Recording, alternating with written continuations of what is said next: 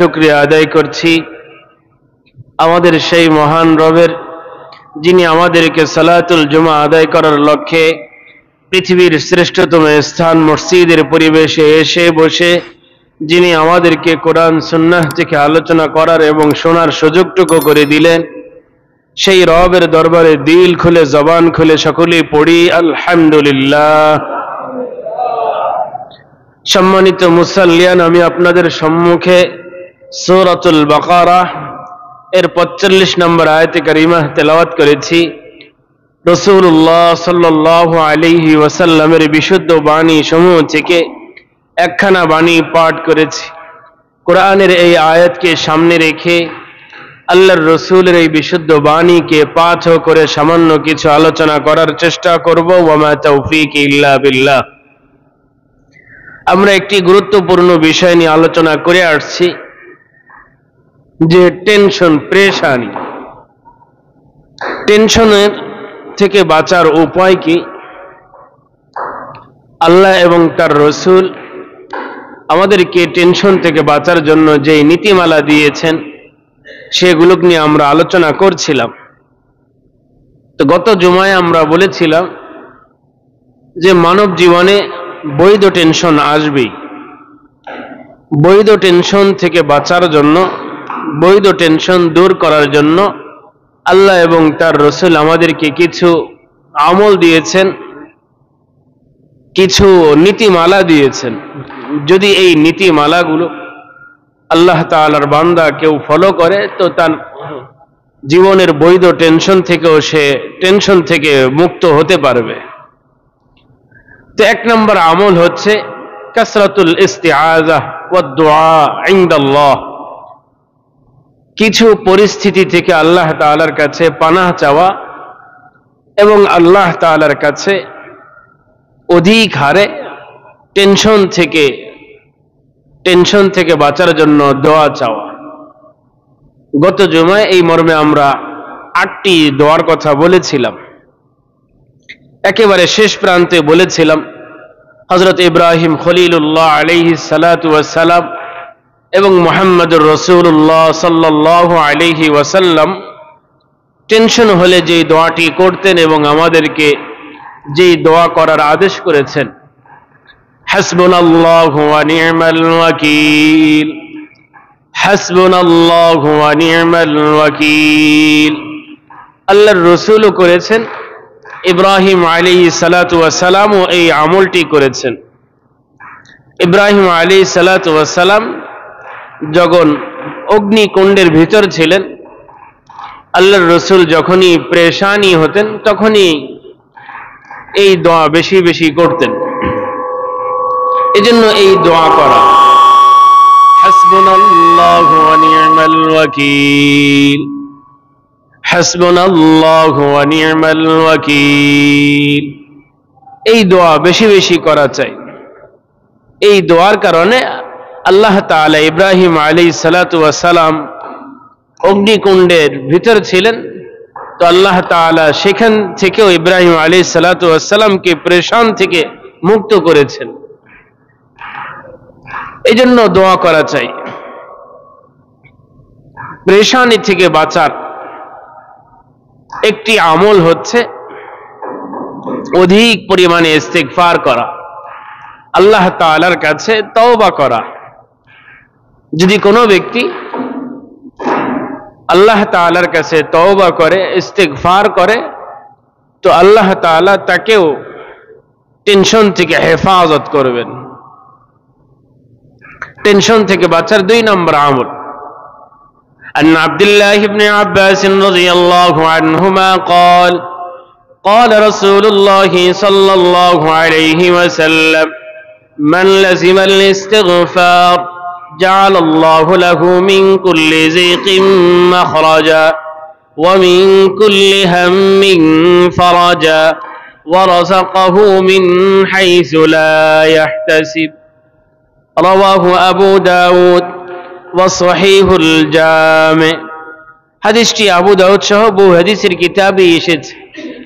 হযরত আব্দুল্লাহ ইবনে আব্বাস রাদিয়াল্লাহু আনহু বলেন, বিশ্ব নবী মুহাম্মদুর রাসূলুল্লাহ সাল্লাল্লাহু আলাইহি ওয়াসাল্লাম ইরশাদ করেন, যে ব্যক্তি ইস্তেগফারকে, তাওবাকে নিজের জন্য আবশ্যক করে নিবে, অধিক হারে তাওবা করবে, ইস্তেগফার করবে, আল্লাহ তাআলা দুনিয়ার জীবনে তাকে 3টা পুরস্কারে পুরস্কৃত করবেন। সুবহান, 3টা পুরস্কার, নগদ পুরস্কার। জাআলাল্লাহু লাহু মিন কুল্লি যিকিম মাখরাজা, আল্লাহ তাআলা তাকে সব ধরনের সংকট থেকে প্রশস্ততা দান করবেন। তার জীবনে কোনো সংকট থাকবে না, সব জায়গায় সে প্রশস্ত জীবন, সচ্ছল জীবনের অধিকারী হবে। তওবার নগদ ফায়দা।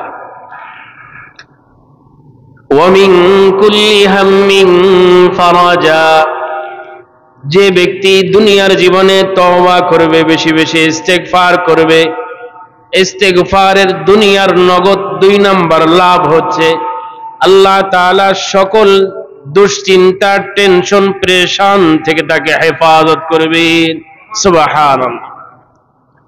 3 নাম্বার, ওয়ারাযাকাহু মিন হাইসু লা ইয়াহতাসিব, যে ব্যক্তি তওবার গুণে গুণান্বিত হবে, ইস্তেগফারের গুণে গুণান্বিত হবে, নিজের দৈনন্দিন জীবনে তওবা ইস্তেগফারকে আবশ্যক করে নিবে, আল্লাহ তাআলা তাকে সম্মানিত অকল্পনীয় স্থান থেকে রিজিকের ব্যবস্থা করে দিবেন।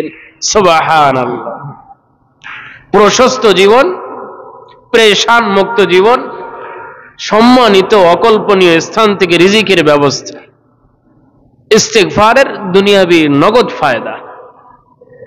তো 2 নাম্বার বলছিলাম, টেনশন থেকে বাঁচার 2 নাম্বার উপায় হচ্ছে অধিক হারে ইস্তেগফার করা, তওবা করা। আস্তাগফিরুল্লাহ রাব্বি মিন কুল্লি যামবি ওয়া আতুবু ইলাইহি, আস্তাগফিরুল্লাহ ওয়া আতুবু ইলাইহি, আস্তাগফিরুল্লাহাল্লাযী লা ইলাহা ইল্লা হুয়াল হাইয়ুল কাইয়্যুম ওয়া আতুবু ইলাইহি, লা হাওলা ওয়ালা কুওয়াতা ইল্লা বিল্লাহিল আলিয়্যিল আযীম। তওবার, ইস্তেগফারের বহু শব্দ আছে। আল্লাহর কাছে নিজেকে ছোট করা, যে আমি আপনার হাতে আমি ধরা দিয়ে দিছি, আপনি ধরার আগেই আমি আপনার কাছে সারেন্ডার, আপনি আমাকে ক্ষমা করে দেন। আমি ভুল পথে, ভুল মানুষের কারণে, বিবেকের কারণে, নফসের কারণে, পরিবেশের কারণে, সমাজের কারণে, শয়তানের কারণে আমি আপনার থেকে কিছুটা হলেও দূরত্বে চলে গেছিলাম। আমি এখন বুঝতে পারছি, আপনি আমাকে ক্ষমা করে দেন। আল্লাহর রাসূল বলেন সাল্লাল্লাহু আলাইহি ওয়াসাল্লাম, যদি কোনো বান্দা ভুল পথ থেকে তওবার মাধ্যমে আল্লাহর কাছে ফেরত আসে, মরুভূমিতে যখন মালিকের বাহন ছাড়া কিছুই থাকে না, এই বাহনটিও যখন হারিয়ে যাওয়ার পর মালিক তার বাহনকে খুঁজে পায়, সে যতটা আনন্দিত হয়, একজন মানুষ যখন আল্লাহ তাআলা থেকে দূরে সরে যায়, সে তওবার মাধ্যমে যখন আল্লাহর কাছে আবার ফেরত চলে আসে, আল্লাহ এর চেয়েও আরো বেশি সন্তুষ্ট হন। সুবহানাল্লাহ। এজন্য ভাই তওবা করা, আল্লাহ এর চেয়েও আরো বেশি সন্তুষ্ট হন। সুবহানাল্লাহ। এজন্য ভাই তওবা করা, তওবার বহু ফজিলত আছে। আল্লাহ তাআলা আমাদের সকলকে তওবা ইস্তেগফারের আমলে নিজেকে জড়িয়ে রাখার তৌফিক দান করেন, আমিন। এজন্য তওবা করা চাই। টেনশন থেকে বাঁচার 3 নম্বর ফায়দা, প্রসিদ্ধ একটি বাক্য আছে, এই বাক্যটি বেশি বেশি পড়া। লা হাওলা ওয়ালা কুওয়াতা ইল্লা বিল্লাহিল আলিয়্যিল আযীম, লা হাওলা ওয়ালা কুওয়াতা ইল্লা বিল্লাহিল আলিয়্যিল আযীম। অনেক বড় দোয়া। যদি কোনো ব্যক্তি এই দোয়া অধিক হারে পাঠ করে, আল্লাহ তাআলা তাকে নগদ বহু পুরস্কার দান করবেন। সবচেয়ে নিম্নমানের পুরস্কার হচ্ছে আল্লাহ তাআলা তার ভিতর বাহির কোন ধরনের টেনশন তাকে দিবেন না। সুবহানাল্লাহ। আল্লাহর রাসূল বলেছেন এই ছোট একটি দোয়ার 99টা চিকিৎসা আছে। কয়টি চিকিৎসা?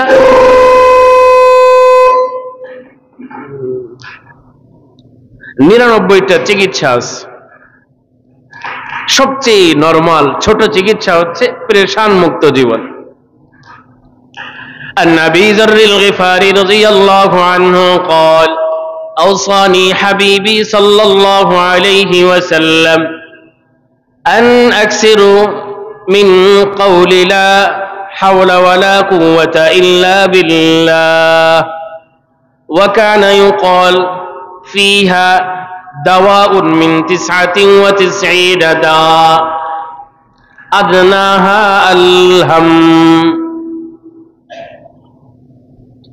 হযরত আবু যর গিফারি রাদিয়াল্লাহু আনহু বলেন, বিশ্ব নবী মুহাম্মদুর রাসূলুল্লাহ সাল্লাল্লাহু আলাইহি ওয়াসাল্লাম আমার প্রিয় হাবিব, আমার বন্ধুবর, তিনি আমাকে ওসিয়ত করেছেন, উপদেশ দিয়েছেন, ইয়া আবু যর গিফারি, তুমি তোমার আমলের মধ্যে এই আমলটা অধিক পরিমাণে তুমি করবা। আন আকসির মিন কওলি লা হাওলা ওয়ালা কুওয়াতা ইল্লা বিল্লাহ, তুমি এই আমলটা বেশি বেশি পাঠ করবা। লা হাওলা ওয়ালা কুওয়াতা ইল্লা বিল্লাহ, লা হাওলা ওয়ালা কুওয়াতা ইল্লা বিল্লাহ। আল্লাহর রাসূল সাল্লাল্লাহু আলাইহি ওয়াসাল্লাম বলেন, এই ছোট দোয়ার মধ্যে আল্লাহ তাআলা 99টা ঔষধের চিকিৎসা রেখেছেন। সবচেয়ে নিম্নমান নরমাল চিকিৎসা হচ্ছে প্রেশান, টেনশন থেকে বাঁচার চিকিৎসা। 99টা ঔষধের সবচেয়ে নরমাল ঔষধ হচ্ছে টেনশন মুক্ত। যদি কেউ এই লা হাওলা ওয়ালা কুওয়াতা ইল্লা বিল্লাহ বেশি বেশি পাঠ করে, আল্লাহ তাআলা তার থেকে টেনশনকে দূর করে দিবেন। সুবহানাল্লাহ। এজন্য টেনশন মুক্ত জীবন। 3 নম্বর আমল। 4 নম্বর আমল তাকওয়ার আমল। যদি কেউ তাকওয়া, আল্লাহ তাআলার ভয় আনতে পারে, তো আল্লাহ তাআলা তার দুনিয়ার জীবনকেও টেনশন মুক্ত জীবন দান করবেন। আখিরাতের জীবন তো টেনশন মুক্ত থাকবেই। وَمَن يَتَّقِ اللَّهَ يَجْعَل لَّهُ مَخْرَجًا وَيَرْزُقْهُ مِنْ حَيْثُ لَا يَحْتَسِبُ। সূরাত তালাক আয়াত 2 এবং 3 এ আল্লাহ তাআলা বলেন, عن طاووس بن كيسان رضي الله عنه قال مرسلا قال النبي صلى الله عليه وسلم الزهد في الدنيا يريح القلب والبدن والرغبة في الدنيا تثيل الهم والحزن رواه الجامع الصغير والبيهقي। হাদিসটি দুইটা হাদিসের কিতাবে এসেছে।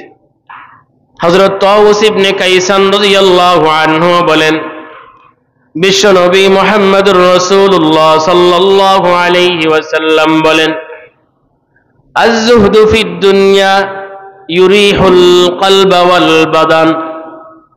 যে ব্যক্তি দুনিয়া বিমুখ হয়, যে ব্যক্তির মধ্যে দুনিয়ার লোভ লালসা না থাকে, তার অন্তর প্রশান্ত থাকে, তার শরীর সুস্থ থাকে। আয-যুহদু ফিদ দুনিয়া ইউরিহুল কলবা ওয়াল বাদান। যে ব্যক্তি দুনিয়া বিমুখ হয়, দুনিয়ার লোভ লালসার পিছনে যে পড়ে না, আল্লাহর রাসূল সাল্লাল্লাহু আলাইহি ওয়াসাল্লাম বলেন, এই আমলের নগদ ফায়দা হচ্ছে ইউরিহুল কলবা ওয়াল বাদান। আল্লাহ তাআলা তার শরীর এবং তার কলবকে আল্লাহ তাআলা দুনিয়ার জীবনে শান্ত করে দিবেন। সুবহানাল্লাহ। তার ভিতর বাহির দুটোটাই শান্ত থাকবে। অস্থিরতা, টেনশন, বিষণ্ণ মন, দুঃখ কষ্ট, দুর্দশা কিছুই থাকবে না। ওয়ার-রুগবাতু ফিদ-দুনিয়া ইয়াতিলুল হাম্মা ওয়াল হাযান। পক্ষান্তরে যেই ব্যক্তি দুনিয়া মুখী হবে, দুনিয়ার লালসা, দুনিয়ার লোভ যার অন্তরে বাসা বেঁধে ফেলবে, আল্লাহর রাসূল সাল্লাল্লাহু আলাইহি ওয়াসাল্লাম বলেন, তাতিলুল হাম্মা ওয়াল হাযান, তার দুঃখ, তার টেনশন এটা বাড়তেই থাকবে, বাড়তেই থাকবে, কমবে না। এজন্য তাকওয়ার কারণে মানুষের ভিতর শান্ত হয়, মানুষের দিল সুস্থ থাকে, মানুষের শরীর হালকা হয়, আখিরাতের জীবনে তার শরীর ভালো থাকে। 4 নম্বর আমল, টেনশন থেকে বাঁচার 4th নাম্বার আমল হচ্ছে অধিক পরিমাণে নফল নামাজ পড়া। অধিক পরিমাণে নফল নামাজ। যত বেশি টেনশন তত বেশি নফল নামাজ। টেনশনের পরিমাণ যত বাড়বে, নফল নামাজের পরিমাণ তত বাড়িয়ে দেওয়া। আল্লাহ তাআলা বিনিময় টেনশনকে একেবারে দূর করে দিবেন। সুবহানাল্লাহ। আল্লাহ আমাকে আপনাকে আদেশ করেছেন, যখনই টেনশন চলে আসবে, কোন পরিস্থিতি আমার আপনার জীবনে দেখা দিবে, অস্থির না হয়ে মানুষের প্রতি অগাধ বিশ্বাস, আস্থা না রেখে রবের প্রতি আস্থা রাখা, যে মালিক আমাকে এই অবস্থায় দাঁড় করিয়েছেন, তিনিই পারেন এই অবস্থা থেকে আমাকে উত্তোলন করতে। ইয়া আইয়ুহাল্লাযীনা আমানু ইসতাঈনু বিস-সাবরি ওয়াস-সালাহ ইন্নাল্লাহা মা'আস-সাবিরিন। আল্লাহ তাআলা সূরাতুল বাকারা আয়াত 45-এ তিনি তার বান্দাদেরকে ওসিয়ত করেছেন, উপদেশ দিচ্ছেন, হে আমার বান্দারা, যখনই তোমরা কোনো অসহায় অবস্থায় হয়ে যাও, পেরেশান তোমাদের জীবনে দেখা দেয়, তুমি এমন পরিস্থিতির শিকার, যেই পরিস্থিতি তুমি মনে করো আমার সাহায্যের প্রয়োজন, আমি যদি বাঁচতে চাই অবশ্যই এই মুহূর্তে আমার রবের পক্ষ থেকে আমার সাহায্যের প্রয়োজন, যদি এমন পরিস্থিতি তুমি ফিল করো, সেই ক্ষেত্রে তোমার করণীয় কি? ইয়া আইয়ুহাল্লাযীনা আমানু ইসতাঈনু বিস-সাবরি ওয়াস-সালাহ। যখনই তোমার জীবনে টেনশন দেখা দিবে, বিপদ দেখা দেবে, মুসিবত দেখা দিবে, তুমি কায় মনোবেগকে কাল ক্ষেপণ না করে তুমি নামাজের মাধ্যমে আমি রবের কাছ থেকে তুমি সাহায্য চাও, আমার কাছ থেকে তুমি সাহায্য চাও, আমার কাছে তুমি সাহায্য চাবে তো আমার পক্ষ থেকে তুমি সাহায্য পেয়ে যাবে। আল্লাহর রাসূল সাল্লাল্লাহু আলাইহি ওয়াসাল্লামের আমল ছিল, আল্লাহর রাসূল যখনই মানসিকভাবে টেনশনের মুখোমুখি হতেন, পেরেশানি হতেন, তখনই নামাজে দাঁড়িয়ে যেতেন। আন হুযাইফাতুল ইয়ামান রাদিয়াল্লাহু আনহু قال كان النبي صلى الله عليه وسلم إذا حزبه أمر صلى جامع الصغير من أحاديث البشير